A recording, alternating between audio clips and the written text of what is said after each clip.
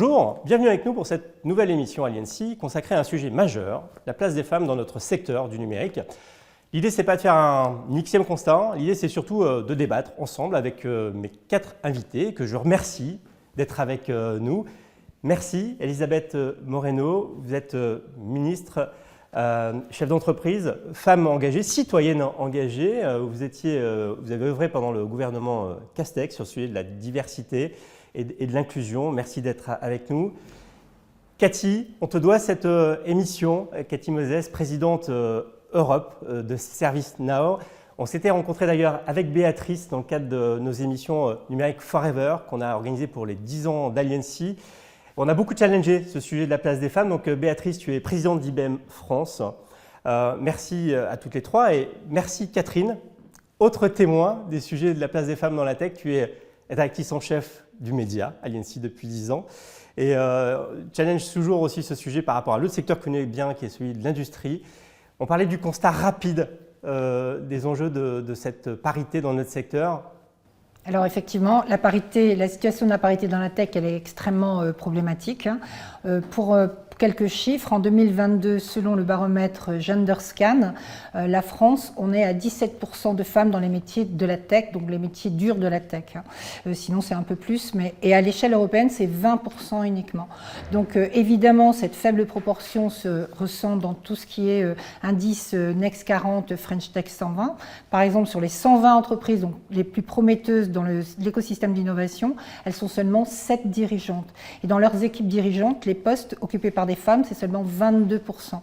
Donc pour agir, parce qu'effectivement il faut agir pour plus de parité, y compris dans ce secteur et dans ces entreprises, la mission French Tech a lancé un pacte l'an dernier pour justement la féminisation des postes pour les équipes dirigeantes, qui va dans le même sens que la fameuse loi Rixin, donc de décembre 2021, que je rappelle, qui est d'imposer un seuil minimal de 30% dans les instances dirigeantes d'ici à 2025, de 40% d'ici à 2027 pour toutes les entreprises de plus de 1000 salariés, y compris évidemment celle de la French Tech. Donc ça concerne toutes les entreprises. Alors une des solutions pour vaincre cette disparité, c'est notamment la discrimination positive.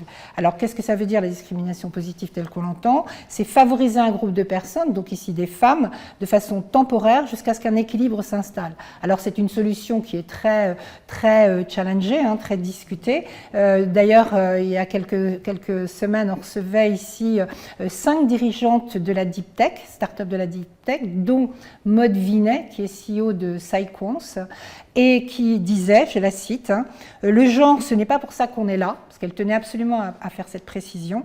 Dans mes domaines de la science, j'ai beaucoup de collègues hommes, mais ce n'est pas le point. Ce que nous créons, les opportunités, c'est grâce à notre énergie. Ce qui nous correspond, ce sont les compétences, l'implication, les qualités interpersonnelles qui doivent être jugées. Ce sont des messages forts qui doivent être portés.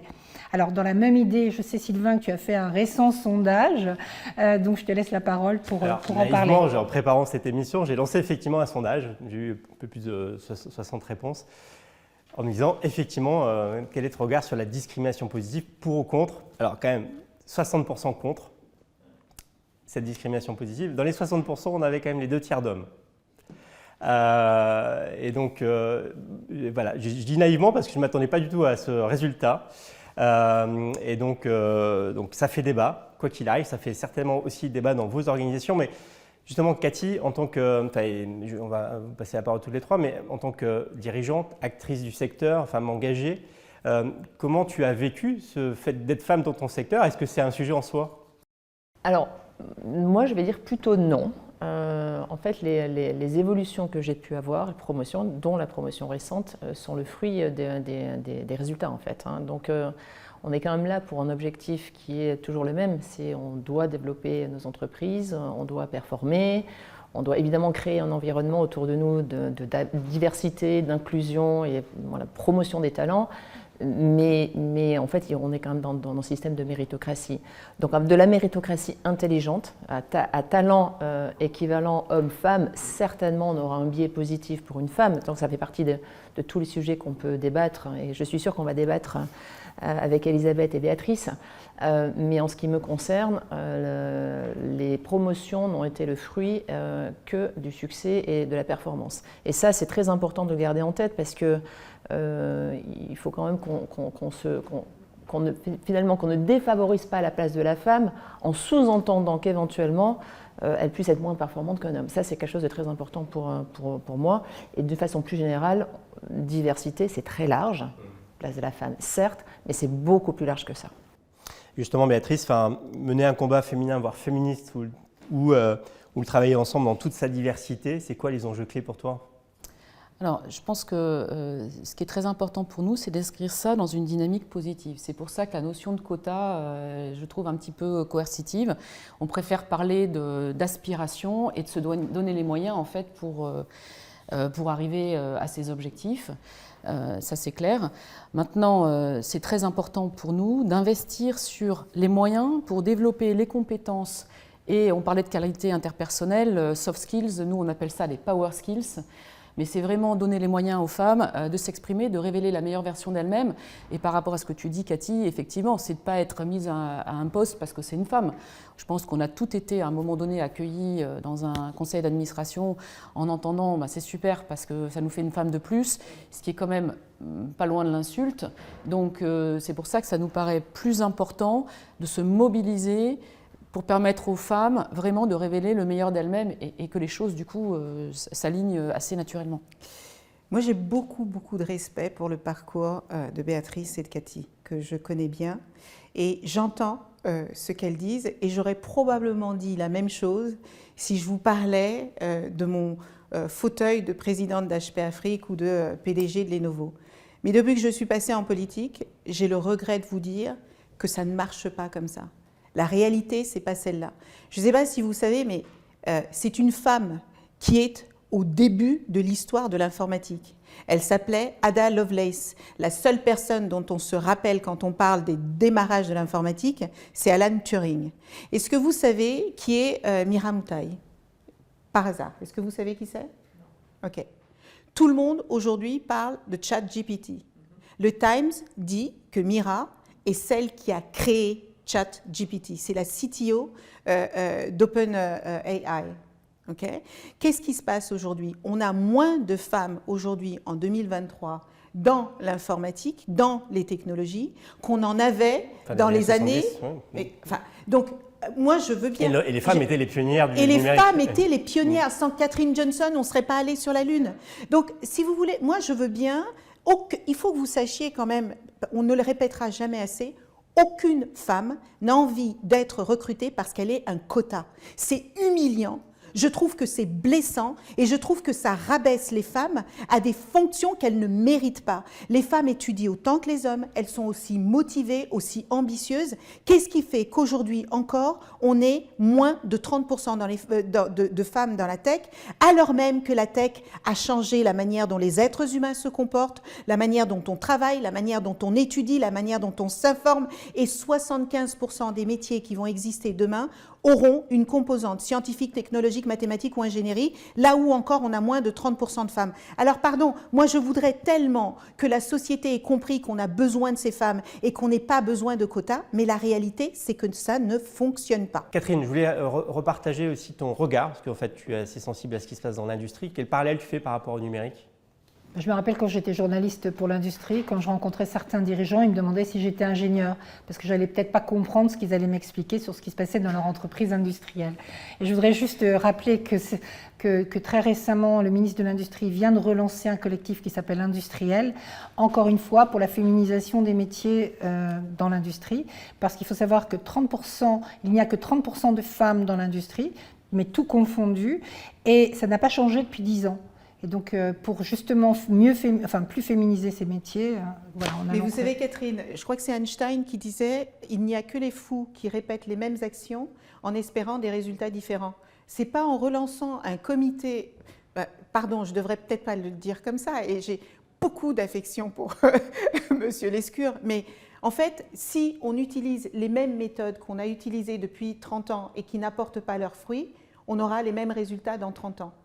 Et je pense qu'il est plus que temps de créer des choses qui n'ont pas encore été essayées, ou au moins de respecter la loi. Parce qu'il y a des lois dans notre pays, et c'est pour ça que la loi de Marie-Pierre Rixain est importante, parce que vous voyez, on est passé, grâce à la loi Copé-Zimmermann, on est passé en 10 ans de 9 à 45% de femmes dans les conseils d'administration.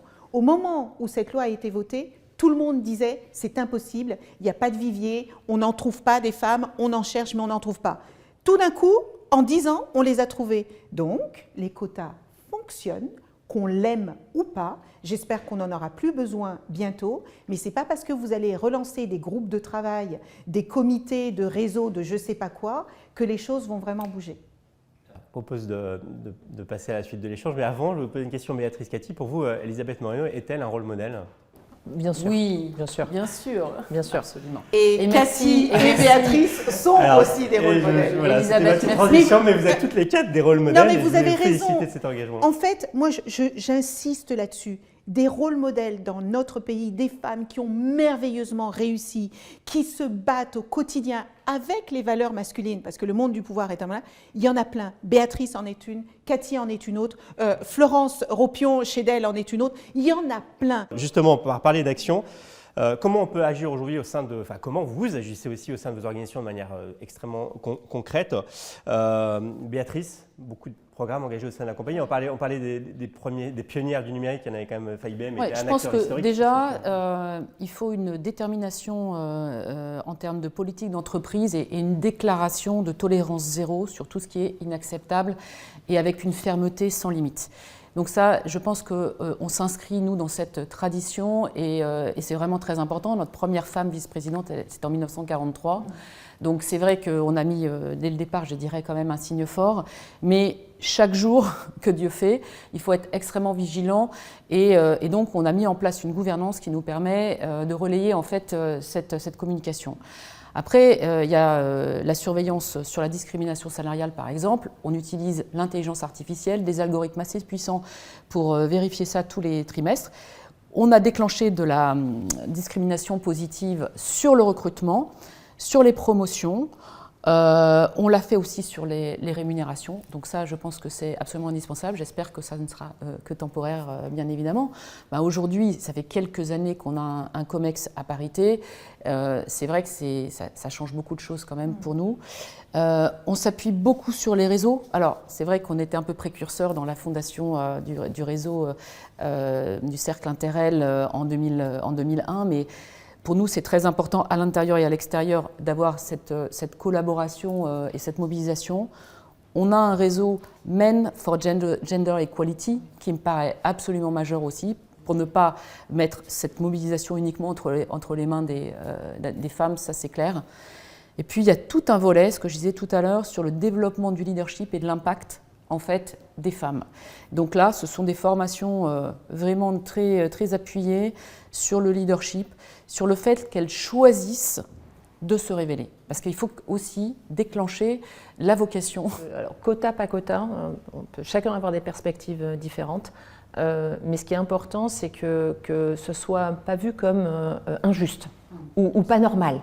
On vit dans la tech dans un monde prédominant d'hommes. Donc ces hommes-là, on doit les garder motivés, on doit les développer, même si on insère, comme tu le disais Béatrice, et je pense qu'on est à peu près tous, toutes les entreprises de la tech, à peu près tous les mêmes choses, hein. On discrimination positive à l'embauche, on favorise les promotions féminines, tout en développant les talents, on crée des groupes de mentorat internes, on groupe des réseaux féminins, on assiste autour des maternités et des paternités. Donc vraiment, on crée un environnement inclusif pour épanouir les femmes. Mais je pense qu'embarquer les hommes dans le sujet et en faire des sponsors forts va accélérer les choses. Alors après, je pense qu'il y a peu d'entreprises qui sont prêtes à mettre des quotas, en réalité, hein, des entreprises privées, d'où le régulateur peut agir. Voilà. Mais les entreprises privées, nous, notre veto et notre philosophie, c'est réellement l'inclusion, la diversité, de créer des environnements qui favorisent en fait. Enfin, vous avez quand même clairement créé des programmes dans des Et boîtes créer des métiers, programmes ça. en Ouais. interne. Ouais. Mais on revient à la diversité homme-femme, c'est extrêmement important et je suis complètement d'accord avec Elisabeth et avec Béatrice. Moi, je suis patronne d'une région Europe et moi, ma diversité, elle est très différente. C'est-à-dire que moi, j'ai besoin d'avoir des représentations aussi de tous mes pays.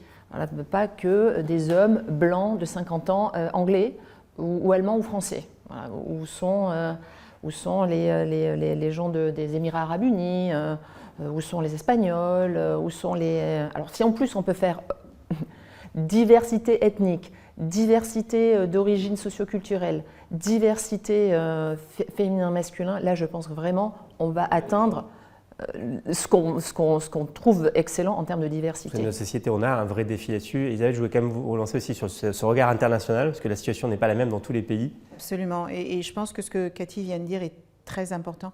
En fait, il faut savoir que la diversité de genre est la mère de toutes les diversités. C'est-à-dire que si on parvient à considérer les femmes, à les respecter pour ce qu'elles sont, on le fera avec les personnes LGBT+, on le fera avec les personnes d'origine sociale plus fragiles, avec les différences d'origine culturelle. Il est assez effarant que dans un environnement où on recrute en permanence, même s'il y a des licenciements, et by the way, à chaque fois qu'il y a des licenciements, les femmes font partie malheureusement des premières à quitter le bateau. Si on est dans des secteurs en tension où on a besoin de tous les talents et on se pose encore des questions métaphysiques sur qui on va embaucher ou pas, c'est qu'il y a quelque chose qui ne fonctionne pas bien. Et ce que je constate, c'est que la raison pour laquelle ça ne progresse pas aussi vite, c'est parce qu'on recrute tous de la même manière, aux mêmes endroits, dans les mêmes écoles, avec les mêmes profils, avec les mêmes chasseurs de tête. Comment voulez-vous que nous allions vers la diversité? J'en reviens à ce que disait Einstein. Si on veut vraiment que les choses changent, il faut faire les choses différemment. Changer l'algorithme. Exactement. Si on avait une question sur le rôle modèle, Chili Tech, qui est à l'initiative d'Isaac Afai, a nommé son prix Elisabeth Moreno. Donc vous avez récemment remis le prix Elisabeth Moreno à Edenred. Qu'est-ce qui fait que ce projet est inspirant? D'abord, Gina Goulamenez, qui dirige ce projet à l'Université Dauphine, quand elle m'a dit ça, je suis restée baba. Je lui ai dit, mais oui, mais pourquoi? Et elle m'a dit quelque chose qui m'a vraiment touchée. Elle m'a dit, parce que tu es dans l'action. Tu n'es pas dans l'incantation et dans l'intention, tu es dans l'action. Ensuite, parce que j'ai fait beaucoup de travail avec les jeunes dans les écoles, dans les universités. Je veux vraiment dire aux femmes et aux hommes qui veulent attirer ces jeunes, qui se désintéressent de plus en plus des grandes entreprises, allez leur parler. Parlez-leur un langage qu'ils comprennent et dites-leur combien ils ont leur place dans cet environnement-là. Et je suis très contente qu'Edenred ait eu ce prix pour la simple raison que toutes les actions que Béatrice et Cathy ont mentionnées tout à l'heure, Edenred les a prises à bras-le-corps. Parce qu'ils ont eu des problèmes de recrutement, ils se sont remis en question, et que ce soit l'application du congé paternité, que ce soit l'accompagnement des femmes. Vous savez que l'une des grandes difficultés pour les femmes aujourd'hui dans le monde du travail, que ce soit la tech ou ailleurs, c'est trouver des places pour faire garder ses enfants. Si vous êtes une famille monoparentale dont 85% sont portés par des femmes et que vous ne pouvez pas faire garder vos enfants, eh ben vous ne pouvez pas faire les horaires que demande ce monde de la tech parfois. L'équilibre work-life balance, on a dans notre pays une culture de présentéisme qui est terrifiant. Vous pouvez rester 12 heures au bureau et être sur Facebook pendant 6 heures, c'est pas grave du moment que vous êtes présent. En fait, il faut faire tomber ces fausses barrières qui existent dans nos entreprises et vous verrez que naturellement, tout le monde y trouvera sa place. Et une chose que je voudrais dire, c'est que on retrouve trop souvent les mêmes entreprises en tant que moteur et pilier. On retrouve IBM, on retrouve L'Oréal, on retrouve... Cathy va faire en sorte que ServiceNow en fasse partie aussi, mais on a plus, je crois, de 5 millions d'entreprises en France. Comment se fait-il que systématiquement, on retrouve les 10 mêmes entreprises qui se battent pour davantage de diversité? Est-ce que ça veut dire que les autres ne sont pas concernés? Est-ce que ça veut dire qu'il n'y a que 2% d'entreprises en France, quand elles remplissent l'index égalité professionnelle qui a été mis en place par Muriel Pénicaud, 2% des entreprises qui atteignent la note de 100%. Et ça n'interroge personne. Alors, je ne vais pas relancer le débat, mais à travers mes interviews, certaines femmes me témoignent aussi qu'en passant au 4/5e, elles gardaient souvent 100% de leurs objectifs. C'est vrai. Et Toujours. c'est pas normal. Et ça n'est pas Toujours. normal. Moi, quand j'ai fait mon MBA, je suis très reconnaissante à mon entreprise de m'avoir accompagnée, mais mon patron m'a dit à cette époque, alors écoute-moi bien, tu veux faire ton MBA, tu vas le faire. Mais tu garderas tes mêmes objectifs, on te traitera pas différemment. Eh ben, c'est encore pire quand vous êtes une femme et que vous attendez votre enfant et qu'on vous dit, les femmes ne sont pas malades quand elles sont enceintes. C'est pas ça le sujet. D'ailleurs, en général, elles ont tellement de testostérone qu'elles sont au top de leur capacité. Mais il faut considérer que les femmes n'ont pas les mêmes contraintes que les hommes dans le monde de l'entreprise et il faut le prendre en considération. Si non seulement on veut les recruter, mais on veut les retenir. Et il ne faut surtout pas oublier de les promouvoir de temps en temps, ça ne fait pas de mal. Et pas attendre qu'elles Seulement celles qui sont méritantes. Et pas attendre qu'elles réclament. Ou qu'elles partent. Ou qu'elles partent. Catherine, Et justement, ces fameuses... un vrai appel. Voilà. Si effectivement les rôles modèles sont importants, les entreprises modèles sont importantes également. Et on est toujours, nous, en tant que journalistes, à la recherche de solutions innovantes, prometteuses, mises en place. Donc il ne faut absolument pas hésiter à nous les remonter, en tout cas. Parce qu'il faut quand même savoir qu'entre 200 000 et 300 000 postes sont à pourvoir d'ici à 2027 dans le monde de la tech. Et que si on ne tient pas compte des femmes, il va y avoir un vrai problème. Un vrai problème de compétitivité pour notre pays. On est la 7e puissance économique mondiale, ce serait bien qu'on la garde, cette place. Alors, l'enjeu, il est aussi à l'échelle de notre société et il faut effectivement faire bouger toutes les lignes. Donc, si on veut agir, quelles sont les autres solutions pour qu'à l'échelle de la société, sur le long cours, on puisse œuvrer Béatrice? Oui, en fait, moi je pense fondamentalement, il y a un certain nombre de best practices et de succès qui sont logés dans telle ou telle de nos entreprises. Et ce qui serait intéressant, c'est d'arriver à les passer à l'échelle. Parce qu'à ce moment-là, on pourrait vraiment avoir un impact beaucoup plus important. Là, on vient juste de publier notre rapport de l'Institut Montaigne. J'ai eu le plaisir de le co-présider justement sur le manque de talent dans le numérique et l'opportunité que représentent les femmes. Donc, pour nous, il y a un premier sujet, une liste de recommandations autour de l'attractivité. Donc, il faut, et je pense vraiment fondamentalement qu'il faut faire une grande campagne avec les moyens qui résonnent. Je prends un exemple. Pour les jeunes filles, c'est vrai que si on était dans une logique de série, quand on voit les Masterchef, les Top Chef, comme par hasard, ça déclenche toute une palanquée de vocations. Donc il faut aller les chercher avec leurs mots, vraiment, je dirais, leur univers, leur registre, mais un gros travail d'attractivité. Je vois une deuxième cible en parlant des talents cachés. Pour moi, ce sont les femmes en mode reconversion, les femmes dites au foyer. Il faut qu'on arrive à leur donner envie, leur donner confiance. Je pense que nous, on a quelques exemples de femmes au foyer qui ont rejoint IBM, ce sont des expériences mais magnifiques, magnifiques, elles sont extraordinaires. Le deuxième volet, c'est tout ce qui a trait à l'offre de formation et dès le début, collège, etc., où là il y a quand même du travail pour enlever les préjugés, renforcer, je dirais, la compréhension des enseignants. Donc là, on a tous nos réseaux, Women in Technology, on passe notre temps dans les collèges, etc., pour essayer de démythifier justement tout ce côté un petit peu complexe. Là, on était à Pornichet, on a fait les Olympiades du numérique, il y avait quand même 1000 collégiens et lycéens.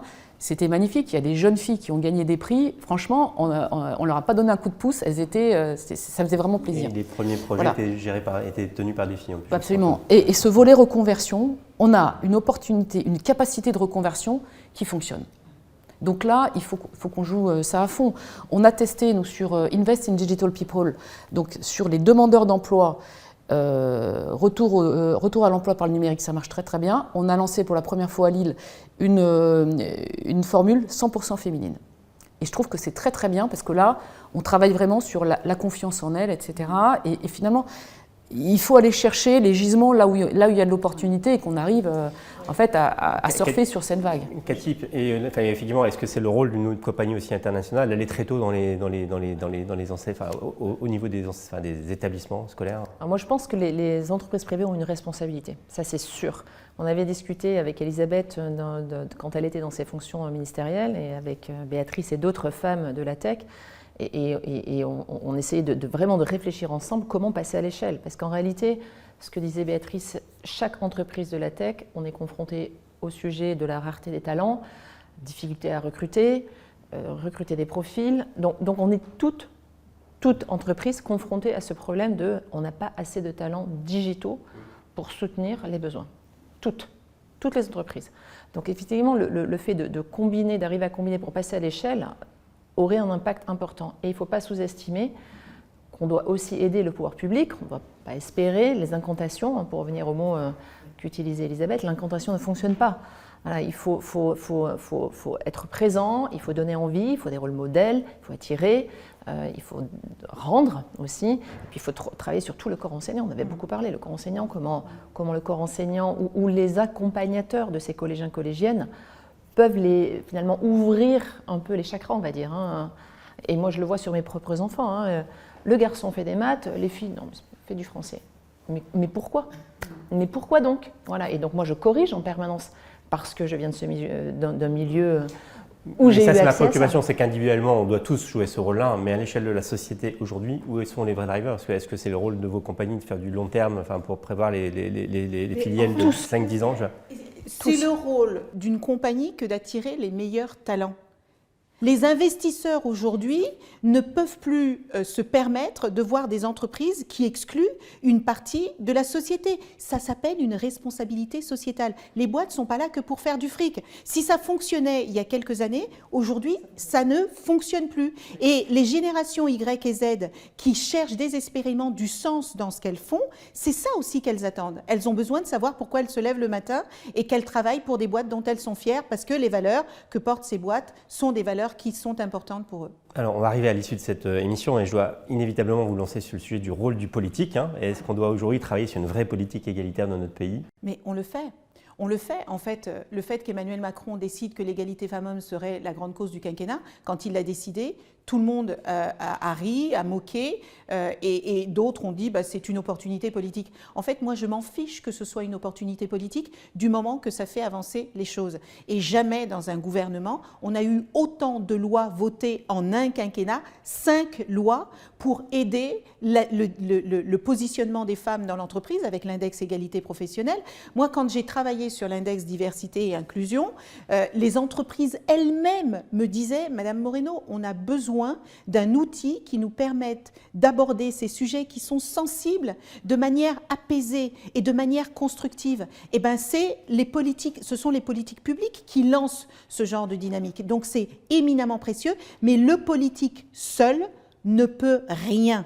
Il a besoin des entreprises, il a besoin des associations, il a besoin des individus qui vont l'accompagner dans cette transformation. Vous pouvez voter toutes les lois du monde. Si la société ne s'en empare pas, ça ne progresse pas. Et donc, il faut que les politiques travaillent avec les entreprises, qu'ils travaillent avec les associations et qu'on embarque tout le monde dans une dynamique vertueuse. Et je termine par ça. Il y a une forme de gender fatigue qui est en train de se mettre en place et que je constate. Et je pense que c'est dangereux, parce que les droits des femmes sont fragiles.